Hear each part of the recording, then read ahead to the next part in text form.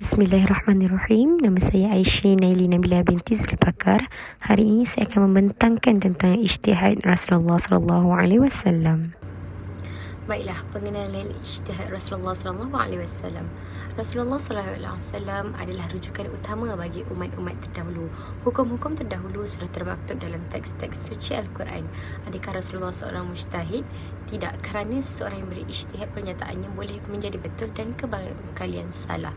Jika ia apabila Rasulullah sallallahu alaihi wasallam tersilap dalam berijtihad, Allah akan terus menegurnya secara langsung. Apakah itu ijtihad? Pengertian ijtihad berasal daripada kata jahada, iaitu proses penyelidikan secara bersungguh-sungguh berlaku terhadap hukum hakam yang tidak jelas sama ada daripada nas Al-Quran ataupun dalil. Seterusnya, syarat-syarat ijtihad haruslah memenuhi semua syarat-syarat berijtihad. Sekiranya seseorang itu belum cukup syarat, maka dia perlu merujuk kepada seseorang yang lebih arif untuk sesuatu permasalahan yang berlaku. Baiklah, terdapat 5 ijtihad Rasulullah sallallahu alaihi wasallam. Yang pertama, memberi keizinan orang munafik untuk tidak ikut berperang. Yang kedua, meminta ampun terhadap orang-orang musyrik. Yang ketiga, mensolatkan orang munafik yang mati dalam keadaan kafir. Yang keempat, menghendaki harta rampasan berperang. Yang kelima, menggerakkan saat turunnya wahyu. Ijtihad yang pertama iaitu memberi keizinan orang munafik untuk tidak ikut berperang.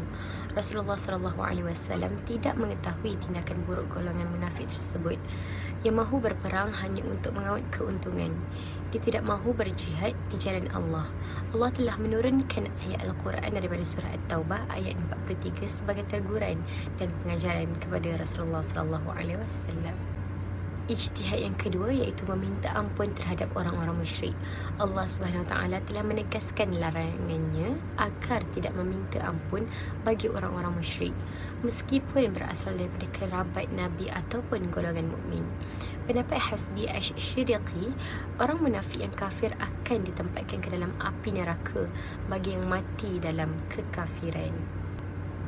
Ijtihad Rasulullah sallallahu alaihi wasallam yang ketiga pula ialah menghendaki harta rampasan perang. Ia mengisahkan tentang tawanan perang di perang Badar.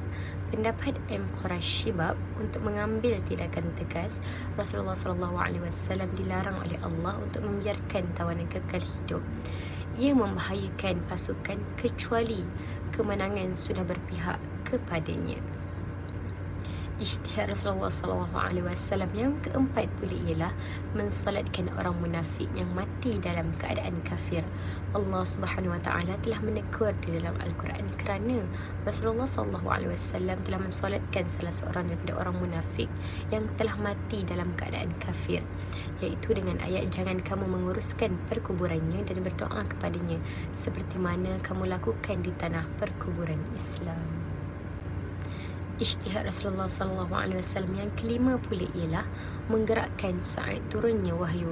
Ayat Al-Quran daripada surah Al-Qiyamah daripada ayat 16 sehingga 19 merupakan pelajaran daripada Allah Subhanahu Wa Taala mengenai cara menerima wahyu daripada malaikat.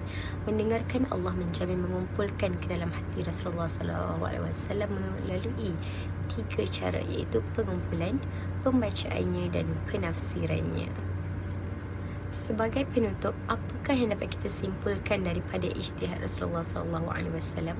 Rasulullah sallallahu alaihi wasallam telah berijtihad pada perkara-perkara syarak yang ketiadaan nas sahaja. Sekiranya diajukan soalan berkaitan fatwa, baginda akan menunggu wahyu terlebih dahulu. Tiada wahyu menandakan diberi keizinan untuk baginda berijtihad dan mengeluarkan hukum. Sekiranya berlaku sebarang kesilapan, langsung baginda akan ditegur dan diperbetulkan oleh Allah Subhanahu wa taala. Itu sahaja daripada saya. Sekian, terima kasih. Assalamualaikum warahmatullahi taala wabarakatuh.